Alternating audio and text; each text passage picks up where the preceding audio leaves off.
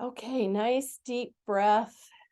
A deep breath to just release all the stuff that goes on with change. Interesting how we know that change is just part of our lives, and yet part of us resists it. But that's something to look at. Why do we resist change? Most of the things we resist has to do with fear. So you have to ask yourself, am I resisting the change because of fear? Am I resisting the change because it's just going to take a lot of work to get used to it? Or am I resisting the change because of maybe not fear, but uncertainty? And we know because often humans are creatures of habit. We want things to be the same. We wake up at a certain time. We have our tea or coffee at a certain time. We eat lunch and dinner and go to bed at certain times. And when those times change because of whatever reason, it can throw us off. And that throwing off might be very, very temporary. For example, it's 11 o'clock when I'm used to going to bed at 10 o'clock. What does that mean? And I can choose to analyze, why am I feeling kind of funny or off? Because it's an hour later than I'm used to. Or I can just say, this is curious. I'm feeling some little bit of anxiety. So whether we get attached to I should already be in bed at 10, or whether I just find curiosity with the fact that I'm up later, either way, there's a change that I have to come to grips with. And so that idea of attachment becomes very important here. Because when change happens, we can't always control the outcome. And that very fact that we don't feel in control is a change in and of itself. And if I keep adding layers, I need to be in control. I can't change something. Change is happening. I feel fear. I feel sadness. I'm building and building and building on that original challenge of maybe losing an hour's sleep. I have to stop and think, is this 1 hour worth my energy? Is it worth the space that it's taking up in my brain? Am I making too much out of 1 hour? Or can I just simply say, this is curious. Something's happening in my body, but I don't need to get attached. Life is too short to worry about that short period of time.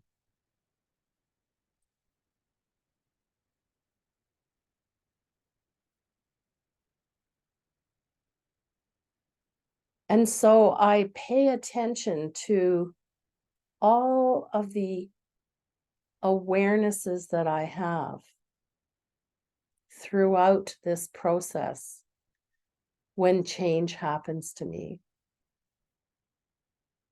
I look at, am I in control? Am I out of control? Does it even matter? I look at the feelings that are attached to change. Is it fear? Is it sadness? Is it fatigue? Is it a neutral feeling? And then I look at what steps am I taking to deal with this change? Am I getting attached and being consumed? And am I letting my mind wander to all the possible what ifs because now something is different?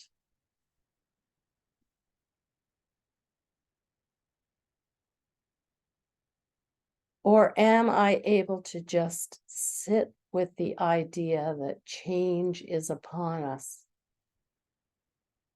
And I can choose to be attached. I can choose to worry and fret.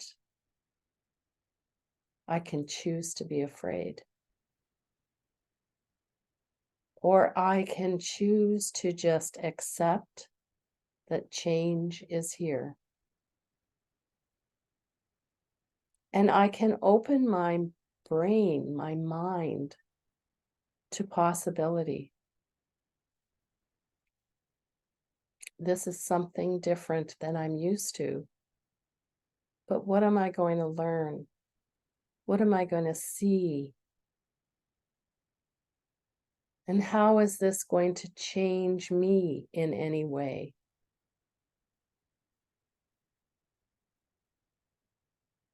So we can look at it as a growth mindset, which means I'm seeking the possibility that I'm willing to grow with whatever is happening.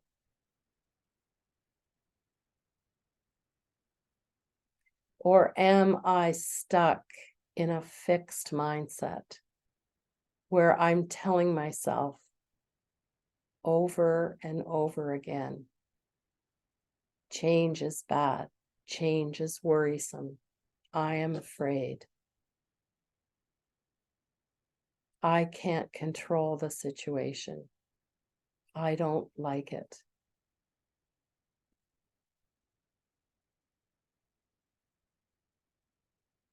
In both cases, ego is right there, pulling the puppet strings.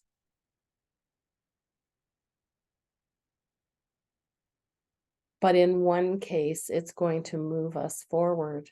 And in the other case, it's going to hold us back or keep us stuck.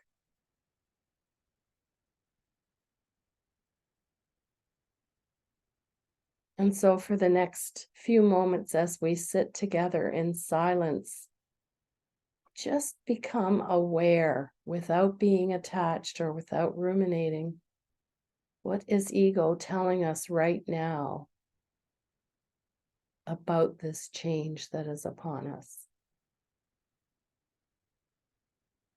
And as we know, the world is changing daily. Our lives are changing as we grow older. The climate is changing. And so we have to accept that change is a part of us. And we have to believe that we have the inner wisdom. So we'll sit together in silence until you hear my voice again.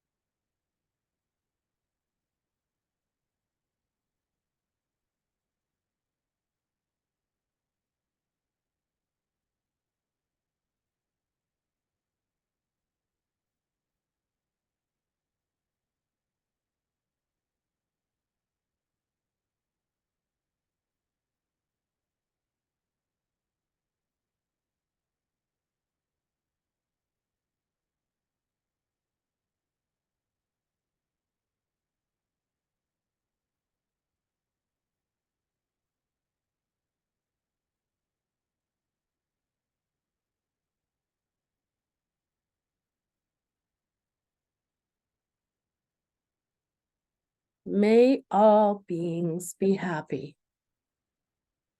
May all beings be healthy. May all beings find peace.